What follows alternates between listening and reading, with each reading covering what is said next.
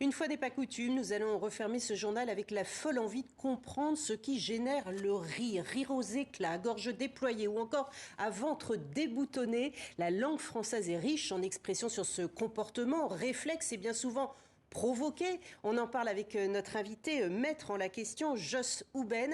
Vous êtes comédien, metteur en scène, pédagogue dans l'art du rire. Quelle est votre définition du rire?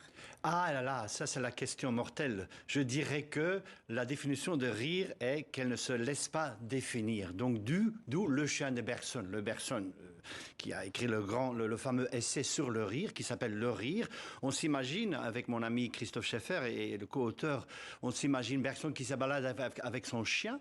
Et chaque fois que Bergson a une idée sur le rire, son chien fait un comportement qui l'annule, qui le surprend. Donc quelque part, en expliquant le rire, on est comme un chien qui pourchasse sa propre queue. Effectivement, parce que je n'ai pas encore présenté l'ouvrage que vous venez d'écrire, Le Chien de Bergson, vous venez de le présenter vous-même, Dialogue autour du rire. Vous êtes belge aussi, Jos Houben. Fut un temps, ce seul élément provoquait une certaine réaction, souvent risible d'ailleurs côté français. D'être belge. D'être belge. Oui, justement. Et c'est intéressant parce que chaque être humain se croit lui-même, elle-même, d'être juste.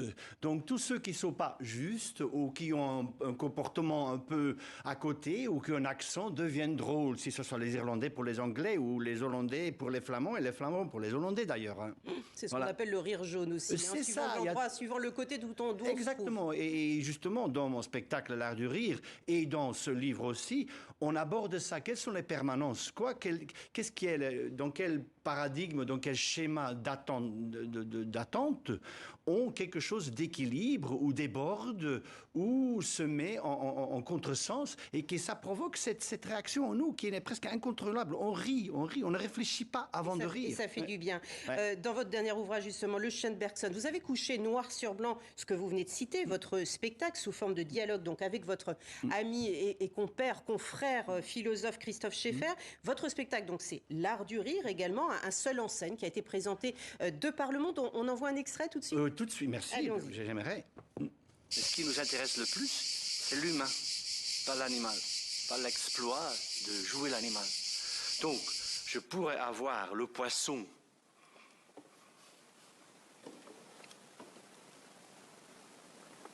un monsieur chien, sympa. Oh. Oh. Vous voyez?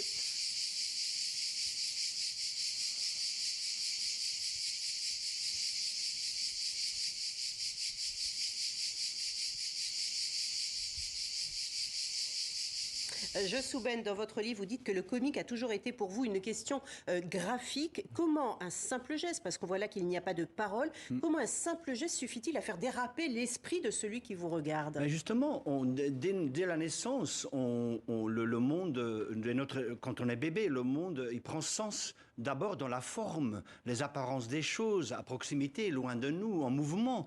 On commence à reconnaître des visages, et ces visages sollicitent en nous une réaction. La maman qui sourit fait sourire le bébé. Le bébé commence à comprendre que se tenir debout, c'est pas évident. Donc il tombe, tout le monde rit, ça lui fait rire aussi.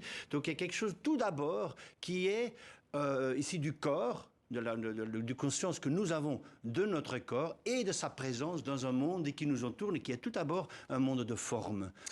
Bergson disait justement que le rire cache une arrière-pensée, une entente tacite en fait entre les rieurs. Le rire est donc nécessairement social.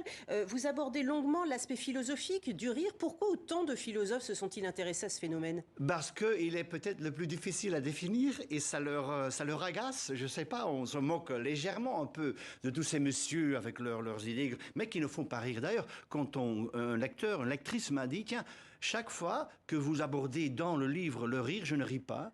Et chaque fois que vous dérapez et vous vous trompez du sujet, je commence à rire. Donc il y a quelque chose secret, là. En fait. Oui, c'est quelque part le secret. Et ça reste mystérieux. Peut-être heureusement qu'on ne trouve pas la clé. C'est humain de vouloir comprendre et expliquer les choses, mais c'est aussi humain de rester dans l'étonnement. Et Rabelais disait que le rire était le propre de l'homme. Et complètement. Parce que est-ce que c'est social? Je suis pas très sûr. Je me suis baladé un jour tout seul à la campagne et j'ai vu vu deux poteaux d'électricité et un était un peu tristouille, diagonale. Et j'ai pris la photo, ça m'a fait rire. Il n'y avait rien de social à ce moment-là. De nouveau, pour moi, c'est une question... aussi. Complètement, Hein. c'est très subjectif. Est-ce que vous vous considérez comme un clown, Joss Souben? Non, c'est très contaminé, cette notion, quand on parle de clown, on parle du grand nez rouge et le cirque. Et je dirais, je suis plutôt un acteur ou un créateur de spectacle et un acteur burlesque pour qui le comportement, le corps et son comportement sont le point de départ de la création et du lien avec le public. Le clown, c'est encore tout à fait autre chose. Mais je ne me définirais pas comme clown. Et le clown n'est pas forcément heureux, ça Non, c'est tout à fait une création poétique autrement, un peu féerique, un peu plutôt fantastique que, voilà, que mon boulot à moi. Merci beaucoup, Joss Souben. Merci pour votre spectacle L'Art du Rire qui va passer à Louvain-la-Neuve si vous êtes en Belgique, à Avignon également au mois de juillet. Oui, juillet, oui, c'est voilà, ça. le Schönbergson. Merci beaucoup d'avoir été avec nous pour nous Avec grand expliquer le plaisir. rire. On n'a pas souvent l'occasion de le faire dans nos journaux. Merci beaucoup.